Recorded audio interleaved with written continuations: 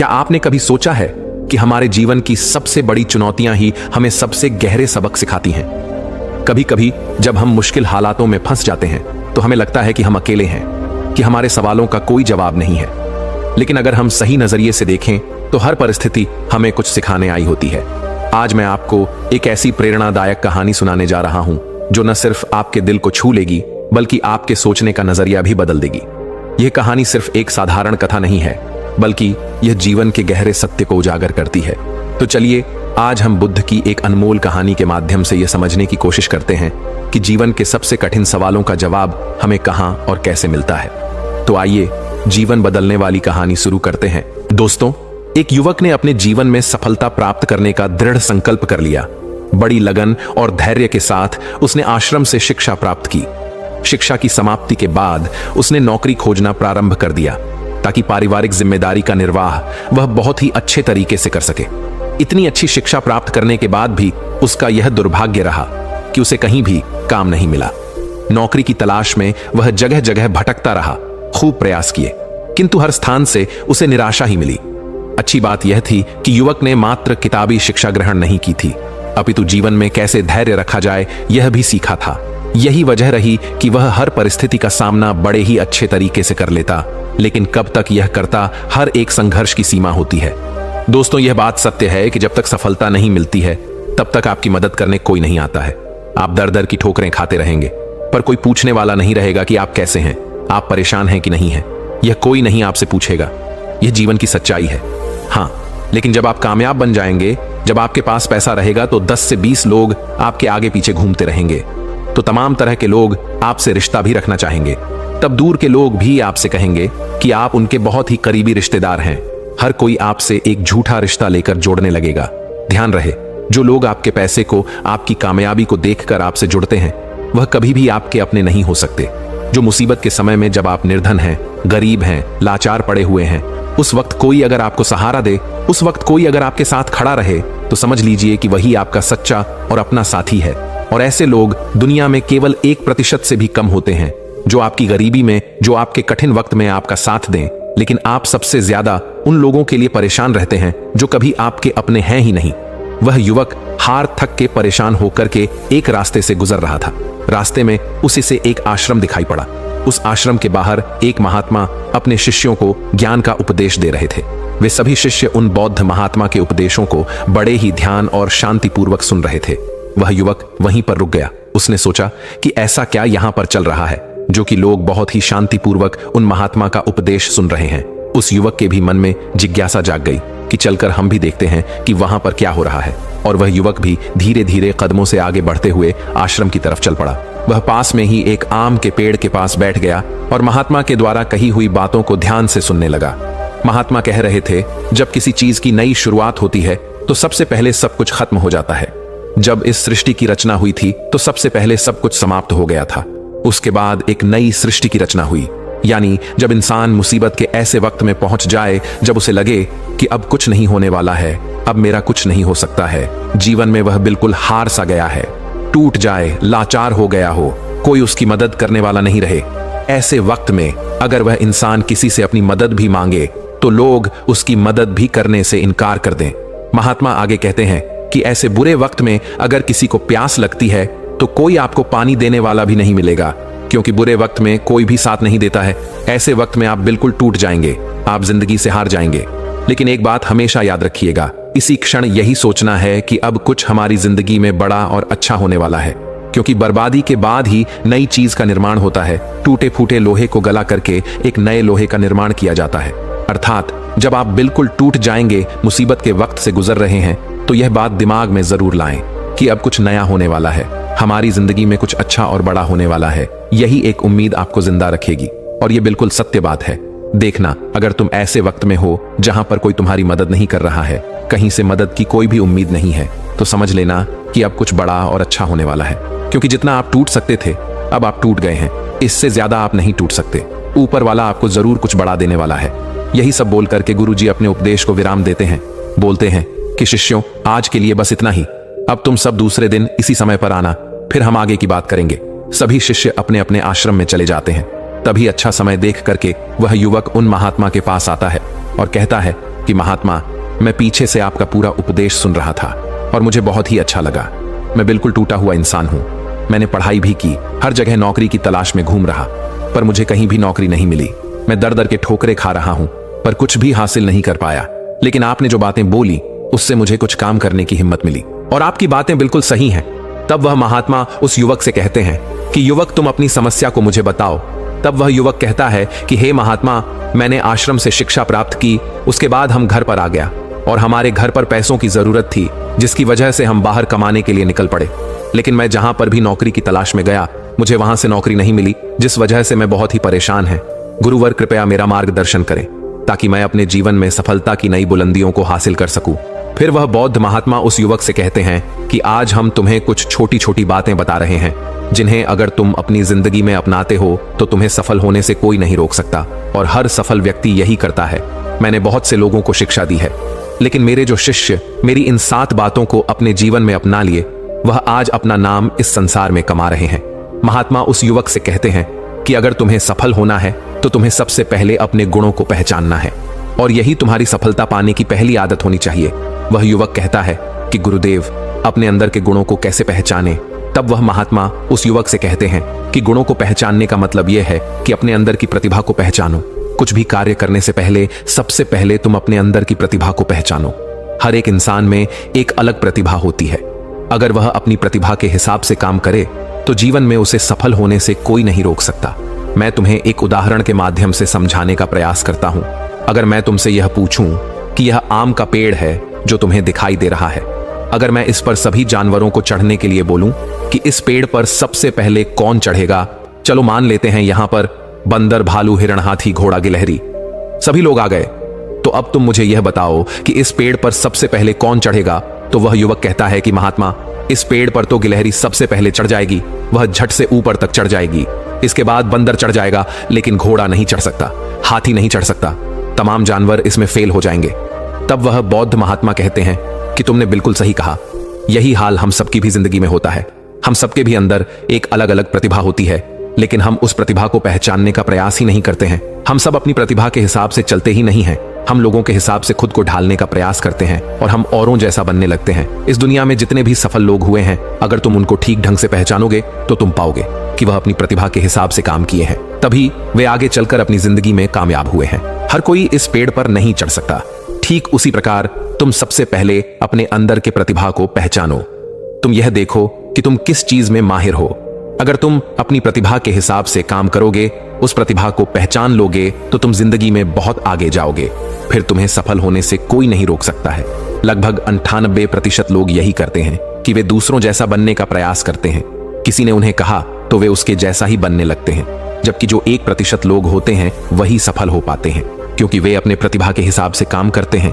वे अपने अंदर की प्रतिभा को पहचान लेते हैं, फिर वे उसके हिसाब से उस कार्य को करते हैं और अंत में उन्हें सफलता भी मिलती है और वे लोग जिंदगी में बहुत ही आगे जाते हैं। इसलिए कुछ भी नया करने से पहले सबसे पहले तुम अपनी प्रतिभा को पहचानो, फिर उसके हिसाब से काम करो। वह महात्मा उस युवक से कहते हैं कि सफल बनने के लिए दूसरी सबसे बड़ी आदत यह है कि तुम सब सही समय पर उठो। अगर तुम सब सुबह 3 घंटे पहले उठ जाते हो, अगर तुम 4 बजे उठ जाते हो या 5 बजे भी उठ जाते हो, तो तुम्हारे पास बहुत ज्यादा समय बच जाएगा अपने कार्य को करने का, और तुम उन तमाम लोगों से आगे निकल जाओगे जो लोग देर सुबह सोकर उठते हैं। उन्हें आलस्य और बीमारियां घेर लेती हैं। अगर तुम भी देर सुबह उठोगे तो तुम भी उन्हीं के जैसा बन जाओगे। इसीलिए अगर तुम्हें लाखों की भीड़ से आगे आना है तो तुम्हें सुबह जल्दी उठना होगा। जो व्यक्ति सुबह सही समय पर जल्दी उठ जाते हैं, उन्हें पूरे दिन को कार्य करने का ज्यादा समय मिल जाता है। तुम सुबह उठो, सबसे पहले अपने पूरे दिन की रूपरेखा तैयार करो कि कब मुझे क्या काम करना है, कब कौन सा काम करना है, कितने बजे क्या करना है। सबसे पहले तुम उस कार्य को करो, फिर उसके हिसाब से पूरे दिन का कार्य करो। इससे क्या होगा कि तुम्हारे पास समय बच जाएगा और तुम अपने कार्य को बहुत ही अच्छे तरीके से कर पाओगे। जो लोग यह कार्य नहीं करते हैं, वह जब अपना कुछ कार्य पूरा कर लेते हैं, खाली बैठ जाते हैं, तो वह यह सोचते हैं कि अब उन्हें क्या करना चाहिए। इससे उनका समय बर्बाद होता है, और जो भी व्यक्ति अपना समय बर्बाद करता है वह अपनी जिंदगी में कभी भी आगे नहीं बढ़ पाएगा। इसलिए सुबह उठकर के सबसे पहले अपनी एक रूपरेखा तैयार करो कि हमें दिन में क्या काम करना है और क्या नहीं करना है, फिर उसके हिसाब से तुम कार्य करो। महात्मा उस युवक से कहते हैं कि अगर तुम्हें अपनी जिंदगी में सफल होना है तो मैं तुम्हें तीसरी आदत बता रहा हूं, जिसे तुम जरूर अपनाना। वह यह है कि अपनी विचार शक्ति का उपयोग करो। जो भी तुम अपनी जिंदगी में पाना चाहते हो, उसे तुम सुबह उठ करके एक बार जरूर सोचो। तुम यह अनुभव करो कि वह चीज तुम्हें मिल रही है। भले ही वह चीज तुम्हें मिली ना हो, लेकिन तुम उसके बारे में सोचना शुरू करो और इतना सच्चाई के साथ सोचो कि ऐसा लगे कि तुम्हें वह चीज मिल रही है। उस चीज को पाने का अभ्यास करो और यह काम तुम्हें सुबह उठ करके ही करना है। और जब रात को तुम सोने जाते हो तब भी तुम्हें यह करना है। धीरे धीरे वह चीज तुम्हारी तरफ आकर्षित होने लगेगी। इसे ही आकर्षण का नियम कहते हैं। व्यक्ति को जो भी चीज अपनी जिंदगी में पाना है, उसे उसके बारे में बहुत ही सच्चाई और गहराई के साथ आभास करना है कि उसे वह चीज मिल रही है। फिर क्या होगा कि यह प्रकृति, यह ब्रह्मांड खुद तुम्हारे लिए वह चीज भेजेगा, क्योंकि वह चीज तुम्हारी तरफ आकर्षित होने लगेगी। इसे ही आकर्षण का नियम कहते हैं। तो तुम्हें इस आकर्षण के नियम का पालन करना है। अगर तुम इसका सही से अभ्यास करते हो तो धीरे धीरे तुम जो भी चीज पाना चाहते हो वह चीज तुम्हें मिलने लगेगी। महात्मा उस युवक से कहते हैं कि सफल बनने के लिए चौथी आदत है जो तुम्हें मैं बता रहा हूं, वह यह है कि सकारात्मक सोच के साथ आगे बढ़ो। महात्मा युवक से कहते हैं कि जिंदगी में अगर तुम्हें कामयाबी पानी है, तुम्हें सफल होना है, तो अपनी सोच को सकारात्मक करो, क्योंकि सकारात्मक सोच से ही एक अच्छी बुद्धि का विकास होता है। सकारात्मक सोच से ही तुम कुछ अच्छा और बड़ा सोच पाओगे। जब कोई व्यक्ति नकारात्मक सोचता है या किसी दूसरे के बारे में सोचता है तो वह अपने कार्य को ठीक ढंग से समझ नहीं पाएगा और अपने कार्य पर ध्यान भी नहीं दे पाएगा, क्योंकि उसका दिमाग तो किसी और चीज में लगा हुआ है और वह यह काम सही तरीके से नहीं कर पाएगा। इसलिए तुम किसी के बारे में बुरा ना सोचो, भले ही वह तुम्हारा दुश्मन ही क्यों ना हो। इससे क्या क्या होगा कि तुम्हारा अपने कार्य पर से ध्यान हटने लगेगा, और जब तुम्हारा अपने कार्य पर से ध्यान हटने लगेगा तो तुम धीरे धीरे असफल होते जाओगे। इसलिए अगर जीवन में सफल होना है तो तुम सकारात्मक सोच के साथ आगे बढ़ो। तुम इन सब की फालतू की बातें सोचने में अपना समय व्यर्थ मत करना कि कौन तुम्हें गिराने की कोशिश कर रहा है, कौन तुम्हारे प्रति अच्छा है, कौन बुरा है। यह सब सोचने का समय नहीं है। बस तुम्हें अपने कार्य को अच्छे तरीके से आगे करते जाना है। देखना, जो तुम्हारे आलोचक होंगे, जो तुम्हें नीचा गिराने की कोशिश करेंगे, धीरे धीरे वह सब तुम्हारे रास्ते से हट जाएंगे, क्योंकि जिस भी व्यक्ति के मन में नकारात्मक बातें होती हैं, जो भी व्यक्ति किसी को गिराने की कोशिश करता है, वह कभी भी अपनी जिंदगी में आगे नहीं बढ़ सकता। इसलिए अगर तुम्हें सफल होना है तो तुम एक सकारात्मक सोच के साथ आगे बढ़ो, क्योंकि सकारात्मक सोच से ही तुम्हें आगे सफलता मिलने वाली है। और तुम्हारे जीवन में जो नकारात्मक लोग हैं, जो नकारात्मक बातें करते हैं, तुम उनसे दूरियां बना लेना। महात्मा पांचवी बात बताते हुए कहते हैं कि युवक, अगर तुम्हें अपनी जिंदगी में सफल होना है तो अपने राज्य किसी को मत बताओ। अगर तुम जो भी काम करना चाहते हो तो यह राज्य किसी को भी मत बताना, क्योंकि अगर तुम अपने राज्य किसी को बता दोगे तो तमाम लोगों को पता चल जाएगा कि तुम क्या करने वाले हो। और अभी तो तुम अपने कार्य की शुरुआत ही नहीं की हो, लेकिन तमाम लोग आपको गिराने की कोशिश करने लगेंगे, तो इससे तुम्हारा कार्य भी सही तरीके से सही समय पर पूरा नहीं हो पाएगा और तुम परेशान होते जाओगे। इसलिए अगर तुम्हें अपने जीवन में कुछ करना है, कुछ पाना चाहते हो, तो तुम्हें बिल्कुल शांतिपूर्वक अपने कार्य को करना है। ढिढोरा नहीं पीटना है। किसी को भी मत बताओ कि तुम आगे क्या करने जा रहे हो। इस बात का तुम खास ध्यान रखना। महात्मा युवक को सफल होने के लिए छठी बात कहते हैं कि कड़ी मेहनत और लगन के साथ काम करो।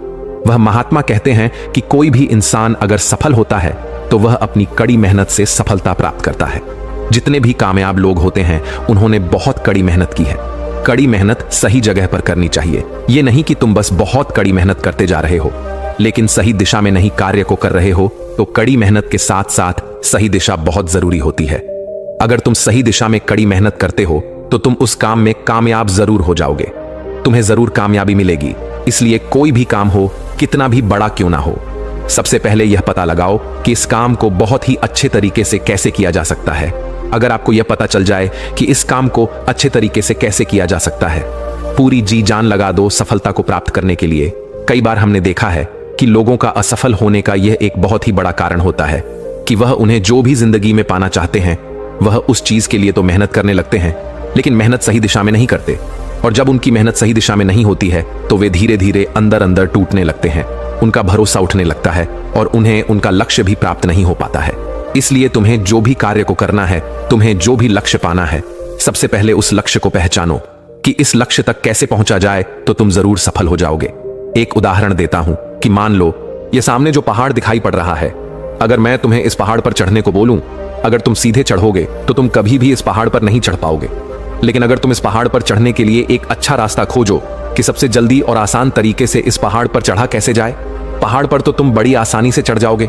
लेकिन अगर तुम बिना सोचे समझे चढ़ने लगोगे तो तुम पहाड़ की चोटी पर कभी नहीं चढ़ पाओगे, और अगर चढ़ते भी हो तो तुम्हें बहुत समय लग जाएगा और तुम असफल भी हो जाओगे।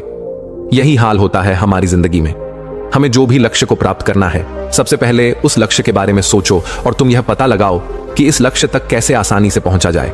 जब तुम यह पता लगा लोगे तो तुम अपने लक्ष्य को बड़े ही आसानी से पा लोगे। इसलिए कठिन परिश्रम के साथ साथ सही दिशा जरूर होनी चाहिए।